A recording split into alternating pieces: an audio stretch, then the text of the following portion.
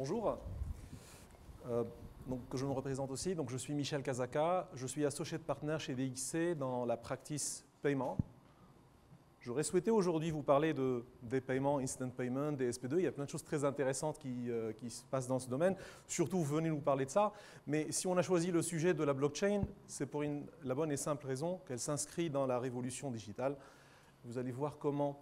En fait, nous venons de voir, là, à la seconde, les impacts et les opportunités fascinantes que la révolution digitale apporte sur les services frontaux.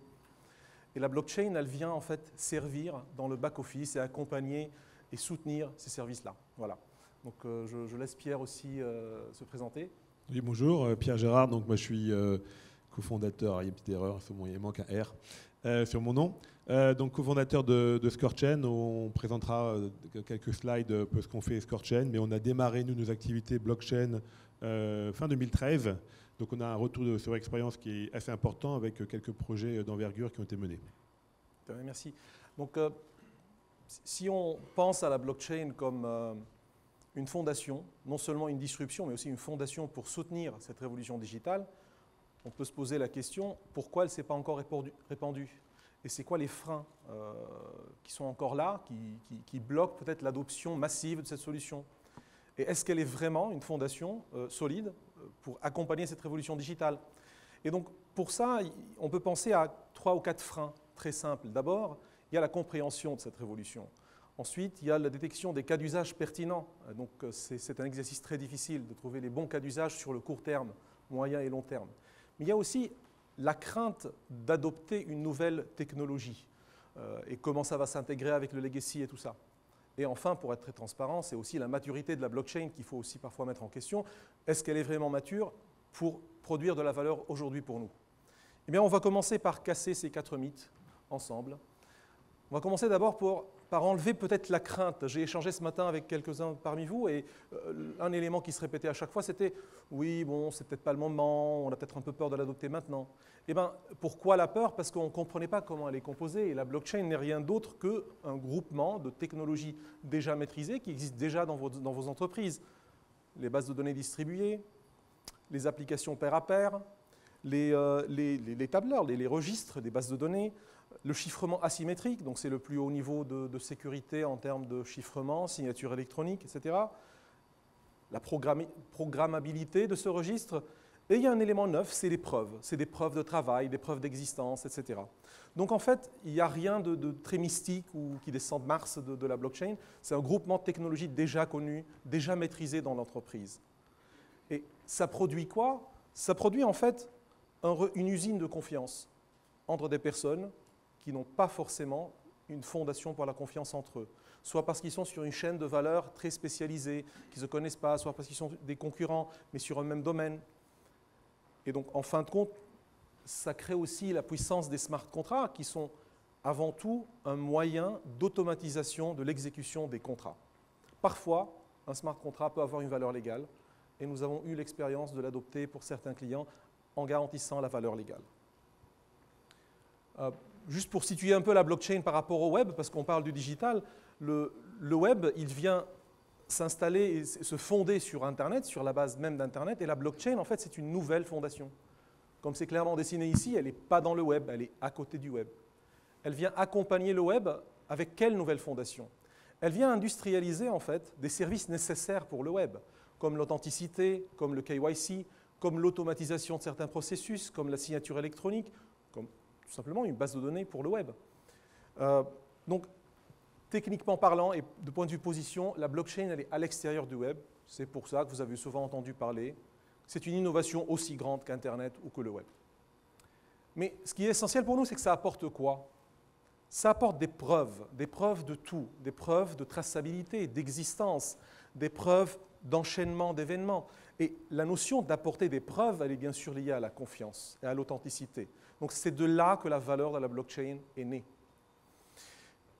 Ces preuves-là peuvent amener à automatiser des workflows, peuvent amener à automatiser des processus métiers. Mais ça ne veut pas dire que la blockchain a vocation aujourd'hui à remplacer des solutions très spécialisées, très pointues, très avancées, qui combinent du machine learning.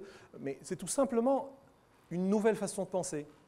Alors, peut-être ça va disrupter dans l'avenir, mais aujourd'hui, c'est une nouvelle fondation pour compléter l'existant et pour compléter la révolution digitale.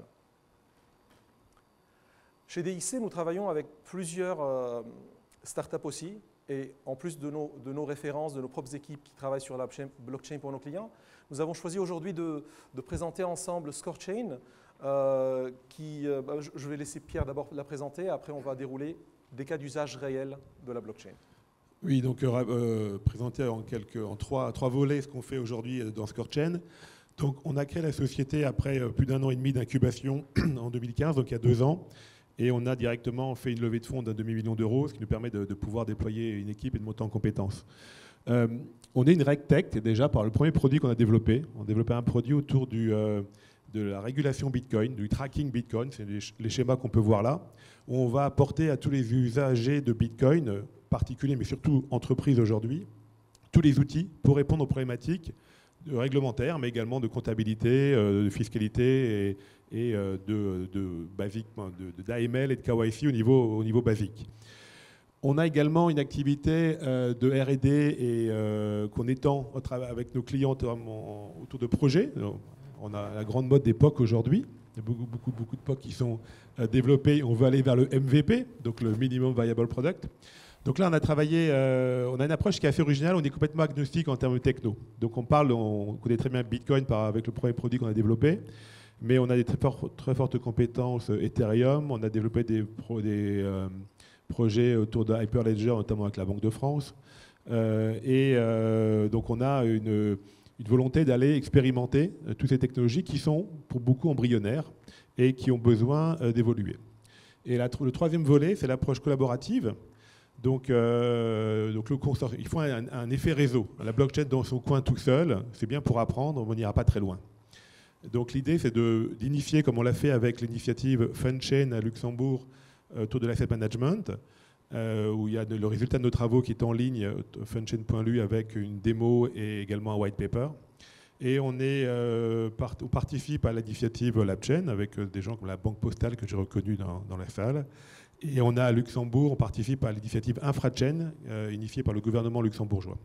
Donc voilà, l'idée est d'avoir une approche vraiment de produits qu'on peut utiliser aujourd'hui, une approche de R&D continuelle, et après, eh bien, d'implémentation avec différents partenaires. Merci Pierre. Si on souhaite rentrer dans le concret, aujourd'hui, il y a déjà des cas d'usage pour lesquels la blockchain peut apporter de la valeur immédiatement. Nous avons sélectionné 5 qui nous semblent pertinents pour aujourd'hui, pour nous ensemble, et les voici. C'est d'abord comment on peut garantir une traçabilité sur une chaîne de valeur, alors que ce soit dans le monde financier ou à l'extérieur, comme dans le monde de la santé. Deuxièmement, c'est des programmes de fidélité innovants et même de fidélité intercommerçant, ce qui peut être quelque chose d'assez nouveau ou d'assez puissant aussi. Ça s'est déjà démontré, ce n'est plus à démontrer la valeur de la blockchain dans la gestion de marketplace. La question de la conformité réglementaire est un sujet très intéressant parce qu'on sait que les institutions financières dépensent parfois jusqu'à 30% de leur chiffre d'affaires pour assurer une conformité, les conformités. Et là, la blockchain, elle a une valeur très, très forte, démontrer comment elle pourrait réduire les coûts de la conformité. On va la développer un peu. Et sur l'aspect, le cas d'usage des smart contracts, donc les notions de KYC et de KYB, Know Your Business, donc c'est les suppliers, c'est les partenaires, c'est les sous-traitants. Donc c'est l'automatisation de la relation avec cette chaîne de valeur-là. On va faire un zoom sur 2, mais d'abord j'aimerais bien présenter très rapidement et échanger un peu avec Pierre pour avoir votre retour d'expérience ScoreChain. Sur la traçabilité, nous l'avons vu avec des clients qui ne sont pas forcément dans la banque, par exemple dans les dispositifs médicaux. La traçabilité des dispositifs médicaux est un sujet très, très essentiel pour le ministère de la Santé. Un scandale sur un dispositif médical nécessite de pouvoir tracer toute la chaîne de valeur pour détecter les failles. Et aussi, ça bloque après des procédures de paiement pour sous-traitants, etc. Donc, c'est un cas d'usage qui se prête très bien à la blockchain parce que tous les acteurs d'une chaîne de valeur, comme les fabricants, les canaux de distribution, les hôpitaux et les pharmacies, peuvent avoir un registre commun sur lequel ils peuvent émettre ces actifs-là qui sont des dispositifs médicaux ou bien des données. Donc, l'actif peut être n'importe quoi. C'est pareil sur les processus. Donc, lorsqu'on a un processus très spécialisé, avec plusieurs intervenants, la blockchain peut avoir beaucoup de sens pour simplifier la charge et simplifier le poids d'assurer la conformité, en plus de la garantir, la traçabilité. Parce que tout est signé, tout est enregistré, tout est logué, et l'enchaînement, on a les preuves de l'enchaînement des événements. Est-ce que chez ScoreChain, vous avez des cas d'usage liés à la traçabilité, par exemple, avec vos clients? Alors, c'est vrai que les deux premiers cas d'usage qu'on voit là, la traçabilité et quelque part les programmes de fidélité, qui sont également la traçabilité finalement du sort de points ou de coin, comme on dit, c'est les cas d'usage les plus pratiques aujourd'hui. Le reste, on rentre un peu dans la futurologie. Donc on sait qu'on pourra potentiellement le faire dans les mois, années qui viennent, et encore, comme tu le disais, en l'intégrant avec d'autres technologies ou d'autres innovations. Mais la traçabilité, c'est l'essence même d'une blockchain. Et donc, ce qu'on a fait, nous, avec ScoreChain, le produit d'Analytics Bitcoin, c'est justement bien faire comprendre qu'on a, dans une blockchain, toute l'activité depuis le début des temps, depuis la genèse, le bloc Genesis, comme on dit, de Bitcoin, est là. Donc, toutes les activités sont vues. Et on a capacité de tracer donc l'activité d'une personne, d'une entreprise, au travers de la blockchain. Donc, après, on peut implémenter, stocker d'autres types de données, comme on disait, données médicales, ce genre de choses, mais il y a la grande problématique de confidentialité. Parce que autant la blockchain était vue comme quelque chose d'opaque il y a quelques années, et maintenant quand on commence un peu à mieux la comprendre, on dit mais non, en fait, on voit tout. Donc il y a les problématiques de confidentialité maintenant qu'il faut gérer. Donc il y a encore beaucoup de travail autour d'avoir ce registre distribué, partagé, mais qui doit garantir quand même les règles fondamentales de privacy, de confidentialité. J'ai vu, là également, tu parles de GDPR et de CNIL, des gens... GDPR, pas GDPR, mais CNIL ou d'autres gens comme ACPR, AMF, sont des gens qui voient régulièrement des fintechs, et beaucoup de fintechs autour de la blockchain, et nous également. Merci Pierre. Et donc, c'est absolument un sujet très critique de comment sécuriser les données privées sur un registre qui est en général par nature public ou du moins partagé. Et des solutions déjà existent aujourd'hui. Bien sûr, elles sont liées à la cryptographie. Donc des solutions existent pour sécuriser les données privées sur un registre partagé. Des données concurrentielles ou des données secrètes ou des données privées, tout simplement pour des clients. Les autres cas d'usage, en fait, pour la conformité, on va faire un zoom, et on va faire un zoom aussi sur un premier cas d'usage qui est la fidélité. On a choisi deux cas d'usage. Un qui est externe, ça veut dire c'est entre plusieurs acteurs, et un deuxième qui est surtout orienté interne pour l'intérêt d'une institution financière ou pour une banque. Donc sur le premier, c'est la fidélité. Une institution financière, comme une banque, elle pourrait se positionner sur le domaine de l'intercommerçant en proposant des services qui peuvent être basés sur la blockchain. Pourquoi on a choisi ce cas d'usage? Parce qu'il ne dépend pas de tout le legacy déjà existant chez une banque. Donc, une des meilleures approches, c'est de tester la blockchain sur des cas d'usage avec un ROI déjà calculable et démontré, mais sans trop dépendre du legacy pour avoir un time to market très rapide. Et donc, une banque peut prendre le rôle d'être une entité de gouvernance d'un scheme intercommerçant et d'un scheme de fidélité pour les commerçants. Et la blockchain, elle se prête très bien parce qu'il y a plein de services qui sont déjà built-in, qu'il suffit tout simplement de programmer très rapidement pour les déployer.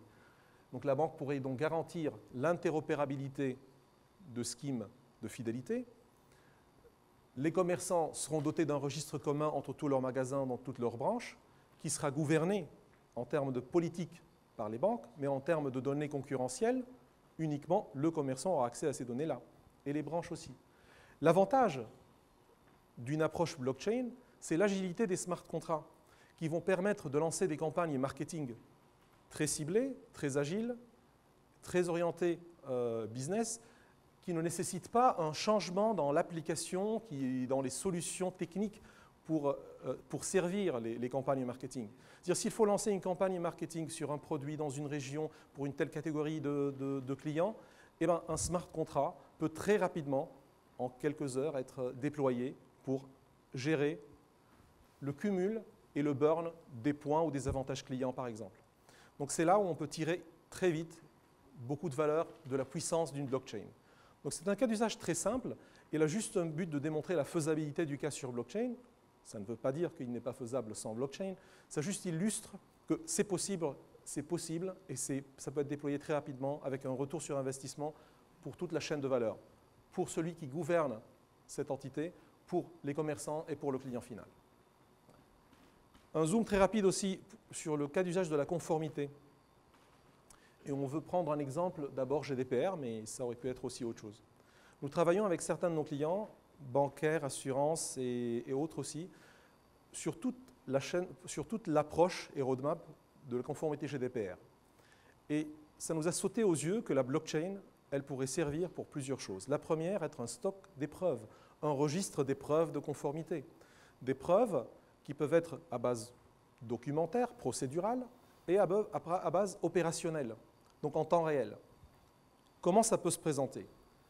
On peut penser qu'une banque, par exemple, une institution financière, elle a ses services en ligne, elle a son front office, elle a son QG, les centres d'appel, le contrôle interne. Donc toutes ces entités-là peuvent bénéficier d'un registre central qui va stocker tous les éléments de preuve d'une conformité sur tous les aspects liés à une norme particulière.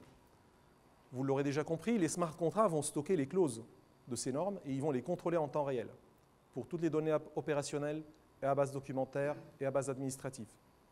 Alors à quoi ça sert de stocker des preuves? On aurait pu mettre un fichier Excel et programmer quelques scripts sur des bases de données pour faire des contrôles. L'avantage, c'est que ce registre, il est d'abord commun entre toutes les entités. Il n'y a pas besoin à chaque fois de l'intégrer avec un autre système et de le réintégrer avec un autre système.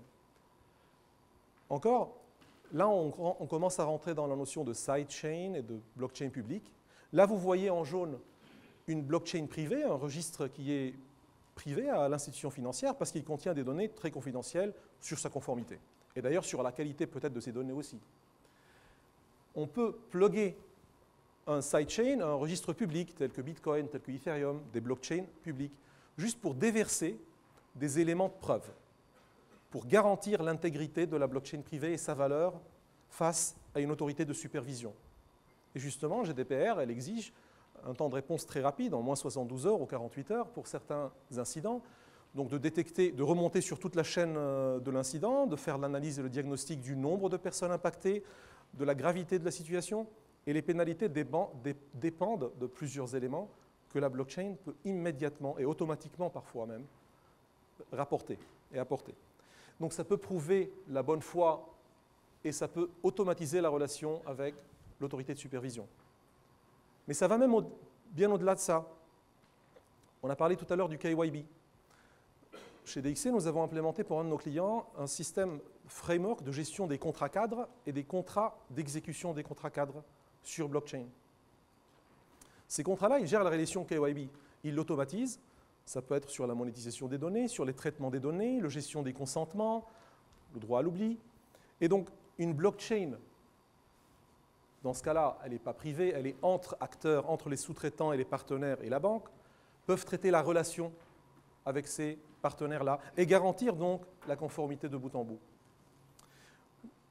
Je n'aurai pas le temps de démontrer bien au-delà de ça. Si vous avez besoin de plus de détails pour prouver la valeur, combien ça réduit le coût, en combien de temps ça peut être mis en place, surtout, venez nous parler. Et pour terminer, nous vous proposons une méthode pour dire est-ce que ça vaut la peine de penser à une blockchain dans ce cas d'usage-là. Donc j'ai un pain quelque part, j'ai un sujet, j'ai un projet, j'ai un changement, j'ai un besoin. Et est-ce que la blockchain peut m'apporter quelque chose? Eh bien, nous vous recommandons de choisir ou pas d'adopter une approche blockchain au regard de ces 9 critères. Je ne vais pas tous les lire, mais souvent, lorsqu'on sélectionne 4 de ces 9 sur un besoin, on dépasse un seuil logique pour gagner beaucoup de valeur sur la blockchain. Quelle valeur? C'est le fait que beaucoup de services seront built-in dans une blockchain. On n'aura pas à les refaire, à intégrer des solutions du marché pour les avoir. Donc, cette méthode-là, elle peut s'appliquer sur des grands sujets ou des petits sujets, du genre signature électronique, ou du genre enrôlement d'un nouveau client, ou automatisation d'un processus. Donc, je vous invite à faire l'exercice, et je souhaite aussi avoir le retour de Pierre sur cette méthode. Peut-être vous l'avez déjà appliquée. Oui, on est assez d'accord, j'ai vu les slides avant. Mais, bien entendu, c'est vrai qu'on est dans le cadre de l'innovation, donc il faut d'abord comprendre. Et très franchement, et ce n'est pas une critique, c'est juste un état de fait, la compréhension aujourd'hui de la blockchain par les institutions financières en général et le monde économique en général n'est pas parfaite, bien entendu. C'est quelque chose qui est très compliqué, quelque chose qui évolue tous les jours, et donc il faut vraiment bien comprendre. Une fois qu'on a compris, on va pouvoir là identifier, donc avec ce genre de matrice, identifier dans quel cas d'usage la blockchain peut faire du sens dans notre business. Et après, il faut expérimenter, donc là on est un peu dans l'époque, pour après implémenter. Mais la blockchain, ce n'est pas qu'une infrastructure. Il faut bien également comprendre ça. Le véritable enjeu, si on parle de disruption, c'est qu'il y a un changement de modèle économique. Et donc il faut pouvoir également penser comment quelqu'un de l'extérieur pourrait adresser le problème, notamment on parle beaucoup des startups, et essayer de raisonner out of the box. Quand on prend les exemples, des grands exemples de l'innovation dans les 20 dernières années d'innovation digitale, ce n'est pas Orange qui a créé Skype, c'était racheté après par Microsoft, mais ce n'est pas Amazon qui a été créé. Walmart n'a pas créé Amazon, au contraire, c'est Amazon après qui a acheté il y a quelques semaines Whole Foods pour 13 milliards de dollars. Ce n'est pas des grands médias qui ont créé Facebook non plus. Donc il y a quand même une grande part de l'innovation qui vient de l'extérieur. N'oublions pas qu'Internet a 20 ans, l'iPhone a à peine 10 ans. Donc voir l'impact de la blockchain dans les 10 prochaines années et quels vont être les nouveaux acteurs qui vont pouvoir utiliser cette révolution technologique et en faire une disruption économique, ça va être là les grandes interrogations et dans lesquelles des sociétés, j'espère comme nous, comme start-up, vont vous accompagner dans vos démarches. Merci Pierre. Et pour conclure, blockchain n'est pas une brique technologique qui rapporte une solution indépendante. Il faut aussi la voir greffée à du machine learning, à du data lake. Très simplement, un data lake, c'est un puits de données dans lequel les données ne sont pas tracées à 100% et la traçabilité n'est pas garantie, la qualité de la donnée n'est pas forcément garantie. Une blockchain greffée à un data lake, tout simplement, résout beaucoup de problèmes de traçabilité et de qualité de données. Greffée aussi à du machine learning, on peut donc, vous voyez que la blockchain, elle vient compléter le stack nécessaire de solutions pour compléter la révolution digitale. N'hésitez pas à venir nous parler des cas d'usage déjà présentés et d'autres cas d'usage que vous aurez peut-être déjà pensé. Je vous remercie et je repasse la parole à Jean. Merci. Merci beaucoup. Donc nous arrivons aux dernières minutes de notre échange. Donc je vais essayer de revenir. Je vais prendre le dernier schéma. Je vais prendre celui de Fabrice, qu'il avait documenté avec quelques cas. J'espère que je vais y arriver. Non, apparemment, ça ne veut pas, mais peu importe. Par rapport au schéma que l'on a pu vous montrer, donc en clair, vous aurez compris qu'on a la possibilité très concrète d'approfondir, d'améliorer le processus d'expérience client de bout en bout. Il n'y a plus de front, il n'y a plus de back, il n'y a plus que du service client. Deuxièmement, vous avez pu voir avec Fabrice qu'on a des accélérateurs de particules partout autour de nous et pas que bancaires. Donc ça va chercher loin.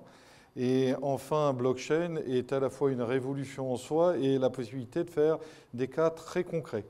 Donc c'est bien ces éléments-là. Il y en a beaucoup d'autres. Malheureusement, je regrette toujours de ne pas tout comprendre, mais il y a autour de nous énormément d'autres choses. Alors, il nous reste quelques minutes avant qu'on arrive à 11 heures. Excusez-moi, je joue encore un peu avec la machine. Est-ce que vous auriez des questions, des demandes de compléments? Profitez que vous ayez tous nos intervenants sur place. Ne soyez pas timides. Maintenant, on se connaît. Nous avons constitué une communauté de la matinée. Je l'espère, en tout cas. Bien, écoutez, si jamais vous n'avez pas de questions, et puis je ne doute pas que les uns et les autres, même timides, attraperont les interlocuteurs, il me reste à vous remercier. Vous avez été particulièrement sérieux.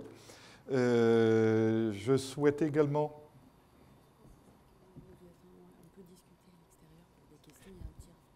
Tout à fait, ne t'inquiète pas.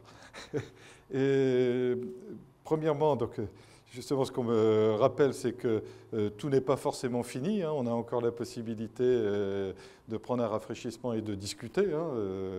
Ça, avec grand plaisir. Et puis, dès à présent, je peux vous dire que nous allons continuer notre cheminement. C'est-à-dire, attendez-vous que dans 6 mois, on se revoie. On verra dans la configuration, mais qui permet justement d'aller une étape plus loin. En tout cas, vous voyez, par rapport à l'exercice que nous avons commencé en décembre 2015, je pense que là, on a une consolidation des différents outils, des différentes possibilités, grâce à tout ce qu'on a pu partager, qui justement nous permettent d'avoir un porte-avions sur lequel on va pouvoir multiplier les avions. Et je pense qu'on a vraiment maintenant la capacité d'accélérer, donc tous ensemble. Et à nouveau, merci beaucoup pour votre attention et à votre disposition.